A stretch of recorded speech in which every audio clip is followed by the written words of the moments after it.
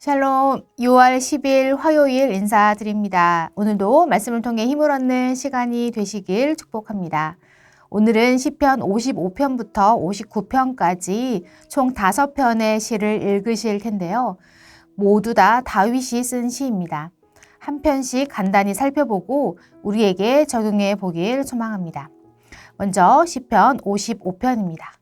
다윗은 1절부터 아주 간절한 기도로 시작합니다. 그 상황이 얼마나 힘들었던지 차라리 황량한 광야에 머물고 싶다고 이야기합니다. 도대체 무엇 때문이었을까요? 12절부터 13절에 대적의 정체가 밝혀지는데요. 그들은 다름 아닌 다윗의 가장 친한 친구였다고 말합니다. 얼마나 가까웠냐면 재미있게 의논하고 또 함께 성전에 올라갔던 사이였는데 그랬던 이가 대적이 되어버렸습니다. 그러자 다윗은 하루 종일 근심하고 탄식하며 여호와께 부르짖습니다. 그러다가 애타는 마음을 정리하고 이렇게 결단합니다. 23절입니다. 하나님이여 주께서 그들로 파멸의 웅덩이에 빠지게 하시리이다. 피를 흘리게 하며 속이는 자들은 그들의 날에 반도 살지 못할 것이나 나는 주를 의지하리이다. 아멘. 하나님은 반드시 공의롭게 판단하실 터이니 자신은 주를 의지하겠다고 결단합니다. 우리에게도 충분히 일어날 수 있는 일입니다. 우리도 가까운 사람들로부터 뼈아픈 배신을 당할 때가 있습니다. 그럴 때 우리가 가져야 하는 마음은 근심과 탄식을 넘어 공의로우신 하나님을 의지하는 것인 줄 믿습니다. 두 번째, 시편 56편입니다. 대적들이 종일 다윗의 말을 곡해합니다. 다윗에 대한 그들의 생각은 모두 악한 생각뿐입니다. 또한 그들은 숨어서 다윗의 발자취를 지켜봅니다. 다윗이 얼마나 힘들었으면 자신의 눈물을 주의 병에 담고 주의 책에 기록해달라고 간구합니다. 하나님께서 이 고통을 기억해 주시기를 바라는 것이죠. 극심한 스트레스 속에 있는 다윗은 어떻게 이 상황을 벗어날까요? 4절과 10절입니다. 내가 하나님을 의지하고 그 말씀을 찬송하올지라. 내가 하나님을 의지하였은즉 두려워하지 아니하리니 혈육을 가진 사람이 내게 어찌하리이까. 10절 내가 하나님을 의지하여 그의 말씀을 찬송하며 여호와를 의지하여 그의 말씀을 찬송하리이다. 아멘. 원수들은 다윗을 따라다니며 압제하고 곡해하지만 다윗은 그들의 말보다 하나님의 말씀을 더 붙잡습니다. 사실이 아닌 것에 마음을 두지 않고 언제나 신실하신 하나님의 말씀을 믿고 의지하는 다윗의 모습을 발견할 수 있습니다. 나홀로 감당할 수 없는 고통 속에 우리가 할 수 있는 일은 하나님을 의지하고 그의 말씀을 찬송하는 것인 줄 믿습니다. 사람이 아니라 하나님께 우리의 시선을 두면 이런 고백을 할 수 있지 않겠습니까? 사람이 내게 어찌하리이까. 아멘. 세 번째, 시편 57편입니다. 다윗은 사울의 추적을 피해 동굴에 숨어 있습니다. 대적들 때문에 너무 힘들었는데 갑자기 그의 이야기가 바뀝니다. 6절입니다. 그들이 내 걸음을 막으려고 그물을 준비하였으니 내 영혼이 억울하도다. 그들이 내 앞에 웅덩이를 팠으나 자기들이 그 중에 빠졌도다. 대적들은 다윗을 추격하다 못해 그물과 웅덩이를 파고 기다리고 있는데 오히려 그곳에 자기들이 빠지게 된 것입니다.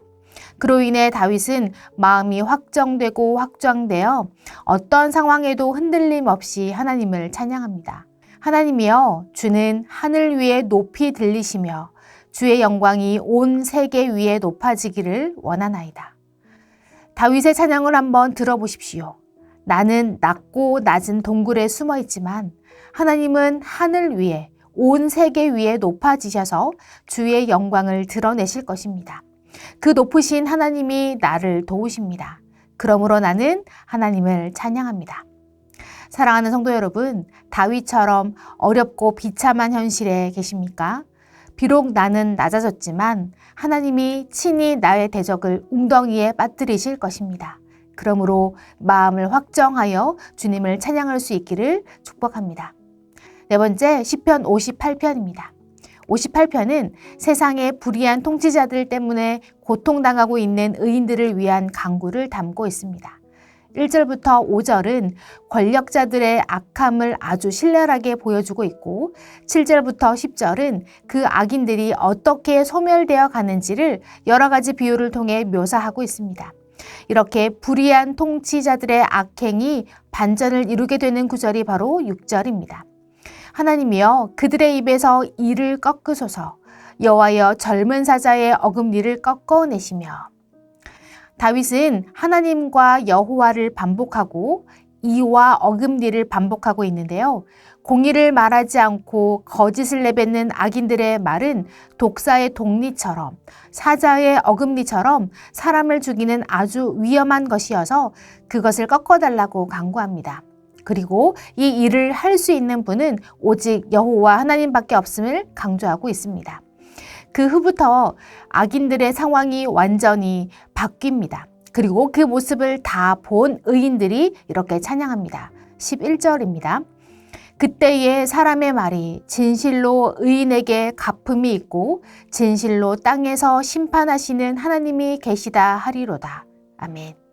악인들의 결말은 반드시 심판입니다. 여전히 악인이 승승장구하고 있어서 불안과 분노가 생기지만 진실로 땅에서 심판하시는 하나님의 계심을 믿으며 이겨내시길 축복합니다. 하나님은 당신의 이름을 위해서라도 반드시 정의를 이루실 것입니다.